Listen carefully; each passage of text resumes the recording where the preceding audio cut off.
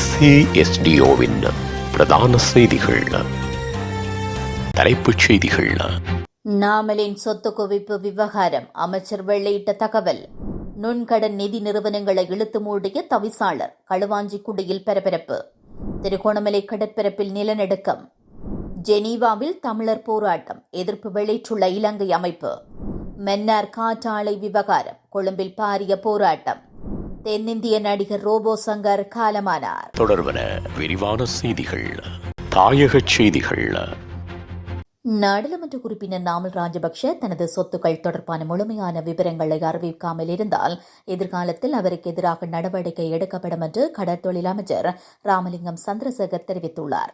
யாழ்ப்பாணத்தில் நேற்று ஊடகங்களுக்கு கருத்து தெரிவிக்கும் போதே அவர் இவ்வாறு கூறினார். நாட்டில் உள்ள அரசாங்க அதிகாரிகள் மற்றும் அரசியல்வாதிகள் அனைவரும் லஞ்ச ஊழல் தடுப்பு பிரிவினரிடம் தங்கள் சொத்து விவரங்களை ஒப்படைக்க வேண்டும். ஜனாதிபதி, எதிர்க்கட்சித் தலைவர் மற்றும் நாமல் ராஜபக்ஷ ஆகியோர் தங்கள் சொத்து விவரங்களை தாக்கல் செய்துள்ளனர். நாமல் ராஜபக்ஷ சமர்ப்பித்த சொத்து விவரங்கள் போலியானதாக இருக்கலாம் என்று பலர் கருதுகின்றனர். அவ்வாறு போலியான சொத்து விவரங்கள் தாக்கல் செய்யப்பட்டிருப்பின் அவர் மீது உரிய நடவடிக்கை எடுக்கப்படும் என்று தெரிவித்தார்.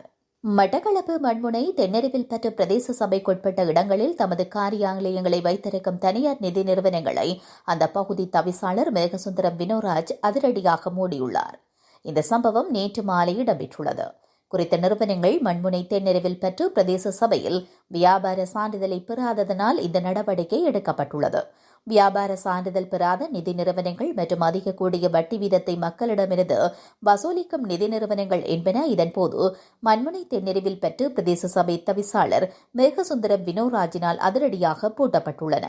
அண்மையில் 2 தடவைகள் பிரதேச சபை தவிசாளருக்கும் இந்நிதி நிறுவனங்களுக்கும் இடையே மண்முனை தென்னறிவில் பெற்ற பிரதேச சபையில் வைத்து நுண்நிதி கடன் நிறுவனங்களின் பிரதிநிதிகளுடன் இடம்பெற்ற கலந்துரையாடலின் வியாபார சான்றிதழ் மற்றும் அதிகூடிய வீதத்தை வசூலிக்கும் நிதி நிறுவனங்கள் பூட்டப்படும் என தெரிவிக்கப்பட்டிருந்தது.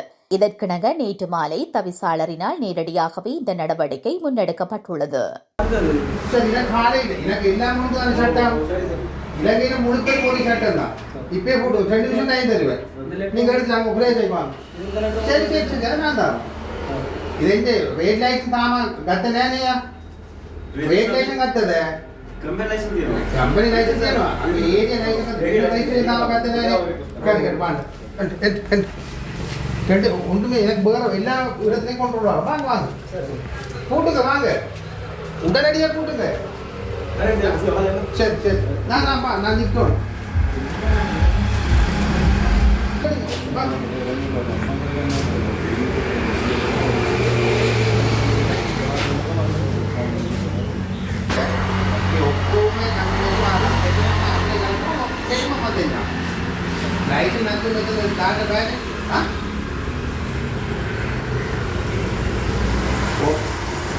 hari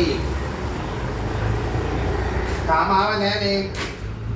දැන් තමයි ඔතන දෙක අල්ලලා තියෙන්නේ. කමන්නේ. හෙට තමයි ඇප්ලයි කරන්න පුළුවන්. දැන් කරන්න පුළුවන්ද? දැන් කරන්න පුළුවන්. හරි. හරි. අද වාට හෙට හරි හරි. අද වාට හෙට මේ ලයිසන්ස් ගන්න පස්සේ ඔයන්නේ. කොහොමද ළඟ කොහොමද කියන්නේ? හරි. හරි. බෑන්කින් දෙවි.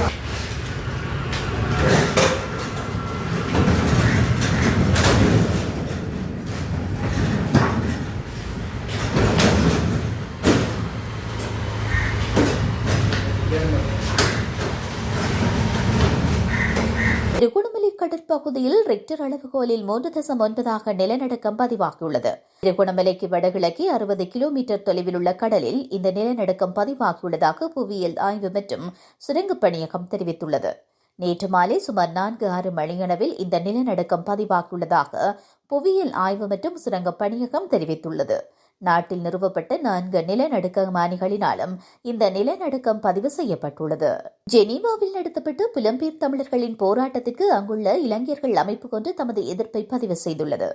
ஐரோப்பாவில் வசிக்கும் இளைஞர்களின் ஒரு கூட்டமைப்பான அரிய கம்மத்தன அமைப்பே தமது எதிர்ப்பை பதிவு செய்துள்ளது. அரியக்கம்பத்தின அமைப்பின் தலைவர் அரியமக தேரர் தலைமையிலான குழு ஐக்கிய நாடுகள் பேரவைக்கு சென்று தமது எதிர்ப்பை தெரிவித்துள்ளது. அத்துடன் இலங்கையின் பூர்வீக குடிமக்களாக சிங்களவர்களின் பாரம்பரியம் மற்றும் வரலாற்று உரிமைகளை மீட்டெடுக்கும் நோக்கில் ஒரு உண்மை ஆணையகத்தை நிறுவுமாறு அந்த அமைப்பு பேரவையை கோரியுள்ளது. இதற்கு இணக்கம் வெளியிட்டுள்ளதாகவும் அரியக்கம்பந்தன அமைப்பின் தலைவர் அரியமக்க தேரர் தெரிவித்துள்ளார். மன்னார் காற்றாலை மற்றும் கனிய மணல் அகழ்வுக்கு எதிராக கொழும்பில் பாரிய போராட்டம் ஒன்று முன்னெடுக்க உள்ளதாக மன்னார் பிரஜைகள் குழுவின் தலைவர் அருட்தந்தை மார்க்கஸ் அடிகளார் தெரிவித்துள்ளார். இந்த போராட்டம் இன்றைய தினம் ஜனாதிபதி செயலகத்திற்கு முன்னால் முன்னெடுக்கப்பட உள்ளதாக அறிவிக்கப்பட்டுள்ளது. இச்சம்பவம் குறித்து மேலும் தெரிய வருகையில், மன்னாரில் முன்னெடுக்கப்பட்டு வருகின்ற காற்றாலை மின்கோபுரம் அமைத்தல் மற்றும் கனிய மணல் அகழ்வுக்கு எதிராக மன்னாரில் முன்னெடுக்கப்பட்டு வருகின்ற போராட்டம் 47வது நாட்களை கடக்கின்றது. மன்னாரில் காற்றாலை மற்றும் கனிய மணல் அகழ்வுக்கு எதிராக முன்னெடுக்கப்பட்டு வருகின்ற போராட்டம் இன்றைய தினம் கொழும்பில் ஜனாதிபதி செயலகத்திற்கு முன் 2 மணி அளவில் முன்னெடுக்கப்பட உள்ளது. மன்னார் மாவட்டத்திலிருந்து பல நூற்றுக்கணக்கான மக்கள் தமது கிராமங்களில் இருந்து கலந்து கொள்ள உள்ளனர். அதற்கான ஏற்பாடுகள் முன்னெடுக்கப்பட்டுள்ளது. மன்னாரில் புதிதாக அமைக்கப்பட உள்ள 14 காற்றாலை மின்கோபுர வேலை திட்டங்கள் அனைத்தும் உடனடியாக நிறுத்தப்பட வேண்டும். மன்னார் மாவட்டத்தில் கனிய மணல் அகழ்விற்கு எவ்வித அனுமதியும் வழங்கக்கூடாது. ஏற்கனவே மன்னார் மாவட்டத்தில் 36 காற்றாலை மின்கோபுரங்கள் அமைக்கப்பட்டு அங்கு இருப்பதனால் மன்னார் மக்கள் பல்வேறு பிரச்சினைகளுக்கும் அசௌகரியங்களுக்கும் முகம் கொடுத்துள்ளனர். எனவே மக்களின் பிரச்சினைகள் உடனடியாக நிவர்த்தி செய்யப்பட வேண்டும் ஆகிய 3 கோரிக்கைகளை முன்வைத்து இந்த போராட்டமானது கடந்த 47 நாட்களாக மன்னாரில் முன்னெடுக்கப்பட்டு வருகிறது. எனினும் அரசாங்கத்தால் இதுவரை எந்தவிதமான சாதகமான பதிலும் கிடைக்கவில்லை. இந்த நிலையில் குறித்த கோரிக்கைகளை முன்வைத்து வெள்ளிக்கிழமை மாலை ஜனாதிபதி செயலகம் முன் போராட்டம் இடம்பெறவுள்ளது. இந்த போராட்டத்தில் தென்பகுதியில் உள்ள சிங்கள சகோதரர்களும் மத தலைவர்களும் இணைந்து போராட்டத்தை முன்னெடுக்க உள்ளனர். எனவே குறித்த போராட்டத்தில் புத்திஜீவிகள், மனித உரிமைகள் செயற்பாட்டாளர்கள், ஊடகவியலாளர்கள் உள்ளடங்கலாக அனைத்து தரப்பினரும் இணைந்து ஆதரவை வழங்க முன்வர வேண்டும் என்று அவர்கள் கேட்டுக் கொண்டுள்ளமை சுட்டிக்காட்டத்தக்கது. உலகச் செய்திகள். நடிகர் ரோபோ சங்கர் உடல்நலக்குறைவால் சென்னையில் உயிரிழந்துள்ளதாக தகவல்கள் வெளியாகியுள்ளது. மஞ்சள் காமாலை நோயால் பாதிக்கப்பட்ட நகைச்சுவை நடிகர் ரோபோ சங்கர் பெருங்குடியில் உள்ள மருத்துவமனையில் அனுமதிக்கப்பட்டிருந்த நிலையில் சிகிச்சை பலனின்றி உயிரிழந்துள்ளார். ரோபோ சங்கர் நேற்று முன்தினம் மதியம் ஒரு படப்பிடிப்பில் பங்கேற்ற போது திடீரென அவருக்கு மயக்கம் ஏற்பட்டது. இதையடுத்து அவரை சென்னை துறைப்பாக்கத்தில் உள்ள தனியார் மருத்துவமனையில் சிகிச்சைக்காக அனுமதிக்கப்பட்டார். ரோபோ சங்கரை பரிசோதித்த மருத்துவர்கள் நேர்ச்சத்து குறைபாடு மற்றும் குறைந்த இரத்த அழுத்தம் காரணமாக மயக்கம் ஏற்பட்டுள்ளதாகவும் கூறியதால் அவர் மருத்துவ கண்காணிப்பில் இருந்துள்ளார். இந்த நிலையில் நடிகர் ரோபோ சங்கர் சிகிச்சை பலனின்றி உயிரிழந்துள்ளார். இவரது மறைவு குறித்து அறிந்த திரையுலகினர் அதிர்ச்சியடைந்துள்ளனர். ரோபோ சங்கர் சில வருடங்களுக்கு முன்பு மஞ்சள் காமாலை நோயால் பாதிக்கப்பட்டு மருத்துவமனையில் அனுமதிக்கப்பட்டிருந்தமை குறிப்பிடத்தக்கது. மீண்டும் தலைப்புச் செய்திகள். நாமலின் சொத்து குவிப்பு விவகாரம் அமைச்சர் வெளியிட்ட தகவல். நுண்கடன் நிதி நிறுவனங்களை இழுத்து மூடிய தவிசாளர், களுவாஞ்சிக்குடியில் பரபரப்பு. திருகோணமலை கடற்பரப்பில் நிலநடுக்கம். ஜெனீவாவில் தமிழர் போராட்டம், எதிர்ப்பு வெளியிட்டுள்ள இலங்கை அமைப்பு. மன்னார் காற்றாலை விவகாரம், கொழும்பில் பாரிய போராட்டம். தென்னிந்திய நடிகர் ரோபோ சங்கர் காலமானார்.